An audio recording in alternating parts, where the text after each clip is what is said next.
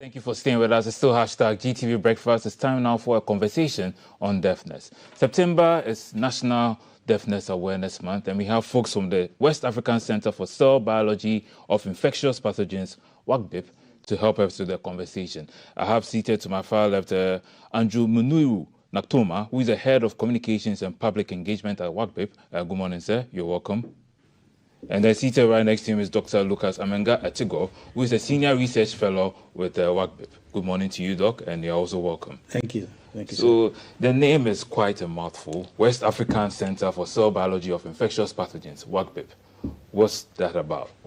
Well, so WACCBIP stands for, as you said, the West African Center Cell Biology of Infectious Pathogens. It's one of the African Centers of Excellence that was established through the World Bank in the University of Ghana. There is a couple of them in the country. But WACCBIP is based in the West of Ghana, and it's mainly into infectious diseases, but recently took on non-infectious diseases because of the changing epidemiology of diseases in the country and globally. And so our main focus is to do infectious disease research and training, postgraduate training, including masters and PhDs and postdoctoral fellows, and then also doing this in the context of research, either in infectious diseases or non-communicable diseases. And this morning we are privileged to discuss some of the non-communicable diseases like hearing impairment, hearing loss, that we have been engaged with. So have you had any kind of remarkable breakthroughs when it comes to that, when it comes to hearing loss? Is that what you're here to share with us this morning? Well, we've done a couple of things. Okay. I wouldn't say breakthrough per se, but we have generated useful data and also useful tools that can address hearing impairment. Before our studies, hearing impairment was quite a black box. Not much was known across our country about the prevalence of hearing impairment and what was behind it, what is the background, the genetic background of it. Now we have some data that show important mutations in certain genes in the population that drive hearing loss or hearing impairment. And we have gone ahead to design tools for early childhood screening of these amongst newborns and infants. And of course, that would go a long way to identify it early, and then interventions can be put in place to sort of mediate and improve the lives of these kids. Oh, okay. Because basically hearing impairment has, it can be partial or it can be profound, where you cannot hear at all. And so it affects your language, the way you develop in school and all that. And the ramifications are many, and I'm sure we'll get to it. Okay, yeah. So, and that's where I want us to get to. What the research reveals, how does it happen? Is there a way we can prevent it so it doesn't happen at all? Or what is the way, if somebody is already impaired, how can they improve upon their lives? Well, so hearing impairment has several causes, including environmental causes. So if for instance, you had a certain infection, maybe meningitis, it's quite common in Ghana, especially in the Sahelian belt in the north, where you have meningococcal meningitis, and that could give you some temporary hearing impairment or could even be permanent. So it depends. Some could be temporary, based on injury that can be treated, or sometimes the people find themselves in places where it's very loud noise. Consistent loud noise can impair your hearing. Destroy some of the hairs that are around the cochlea in the inner ear, and can sort of reduce your hearing ability. Do genes also play a factor as well? Pardon me? Do genes also play a factor as well? Well, genes play a factor. In fact, this morning we want to talk more about genes because previously we didn't really know in Ghana what were some of the genes that were predisposing people. As you know, when a child is born, you take a copy of the gene from your dad, take another copy from your mom, come together to form you as a being, and it defines your life.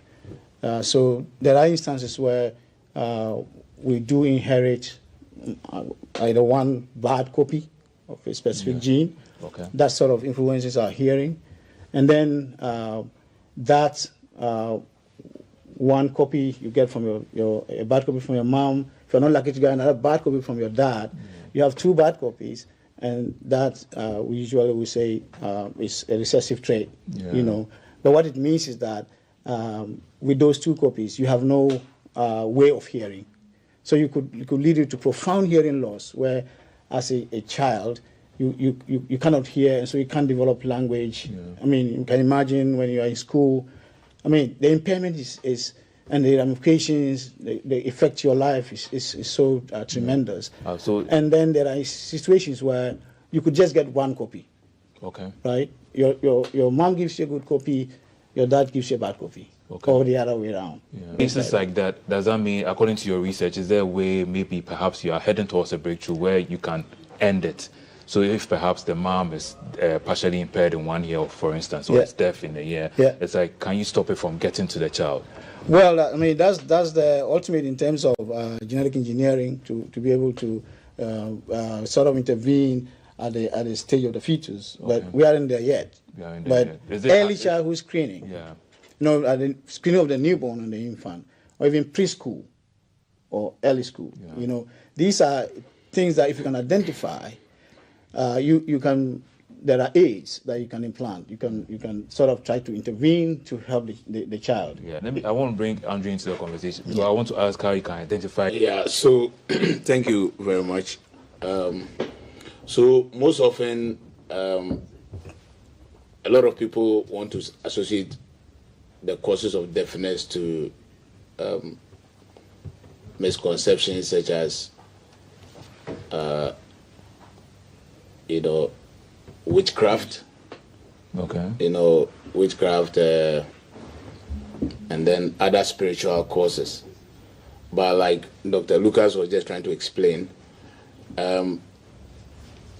we can drop some numbers, okay?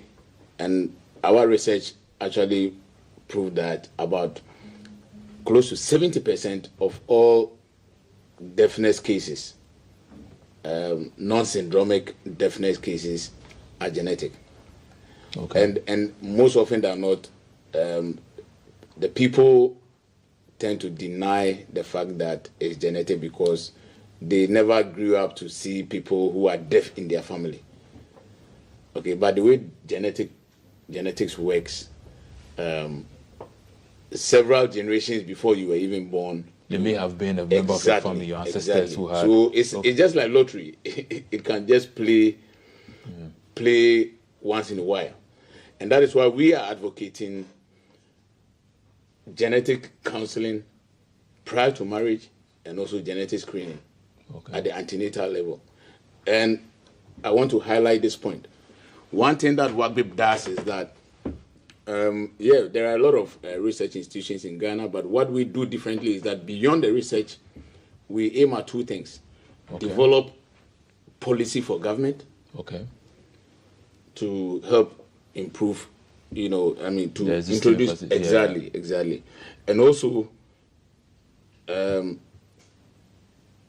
develop products like the docudrama that we've developed. You have a docudrama? Yeah, we've developed a docudrama based on the research that we did to educate the public.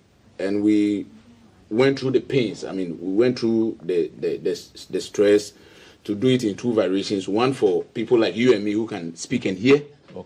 And also one that we use solely sign language. Beyond that, we also translated it into 5 of the most widely spoken Ghanaian languages. That will help for those who don't get understand the English. Yes. What languages are those? So we have Chi. We have Dagbani. We have Frafra or Grone. We have Ga, and then we have Ewe. These are the languages. These are the 5 widely spoken Ghanaian languages. Right. So, like I said, beyond the research, we publish in high impact factor journals. We develop policy documents for government. Then we develop a product. And so the unit I had the communications and public engagement unit at WACCBIP. And our role is to bridge the gap between the scientific world and the social world. And that is what we do. And like this is an example of some of the products. This is the hearing impairment resource pack we developed. Okay. Again, from the research that we did. Okay. Right? And that is what science ought to do. If you go to the advanced, the developed world, that's essentially what science does. You know, beyond the laboratory, you need to come out with a product, and that's what we are doing. So it's like you're offering solutions, but sometimes it can alter lives for the better. Exactly, and we want to make the research accessible to everyone as well. Yeah, and meaningful to the ordinary man on the street. Oh, okay. So that's essentially what we do. Just to add. Okay, so just to add to the products, you know, we've also developed a screening tool. Okay.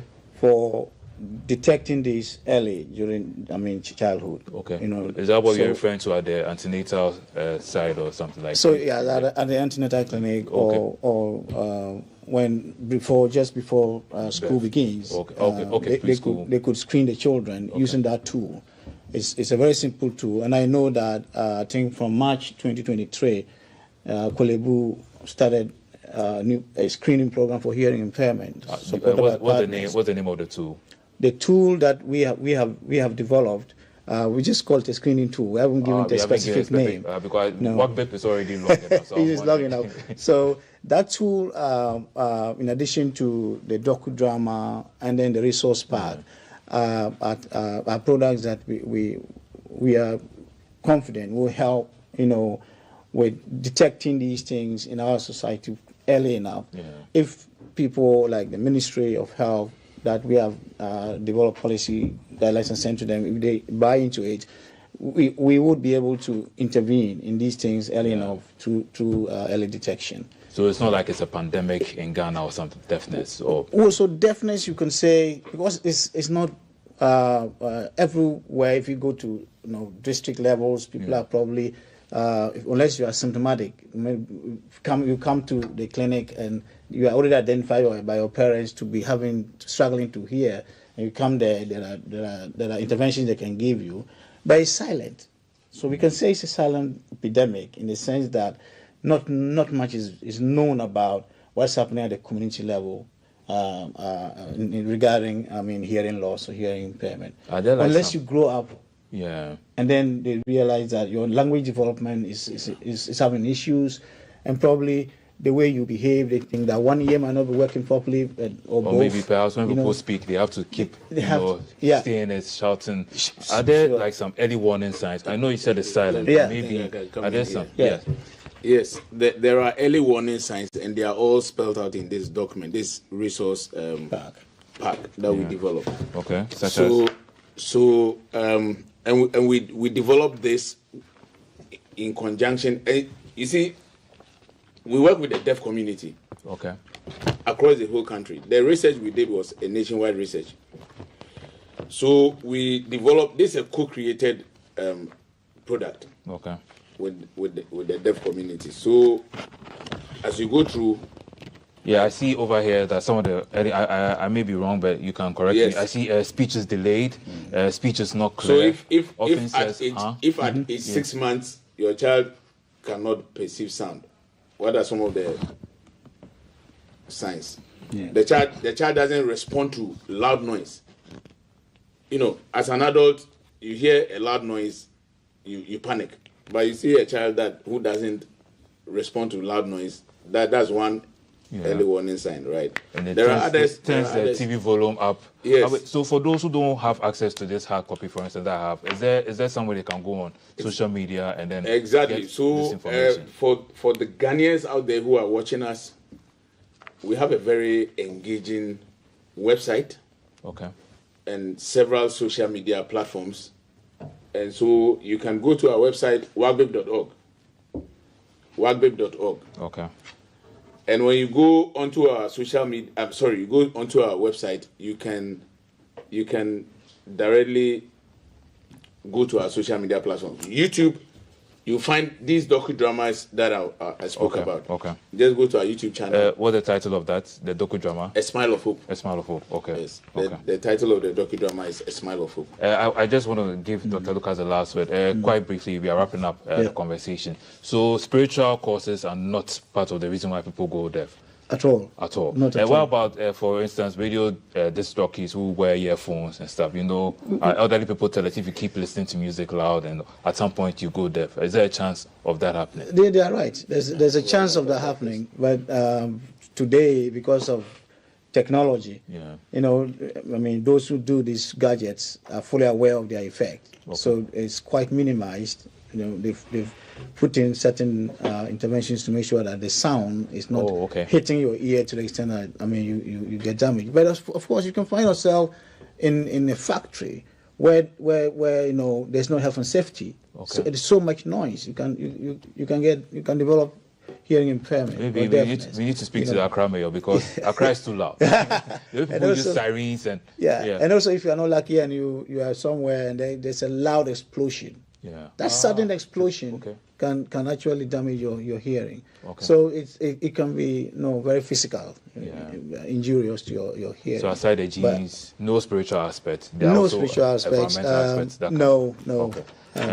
This is all time will allow us for. I just want to thank you so much. I've been speaking with Andrew Muniru Nantogmah, who is the head of communications and public engagement at WACCBIP, and also he was joined by Dr. Lucas Amenga-Etego, who is a senior research fellow at WACCBIP. Thank you so much for this education, and hopefully we get to see more on social media. Yes. Don't go anywhere. The show continues right after this.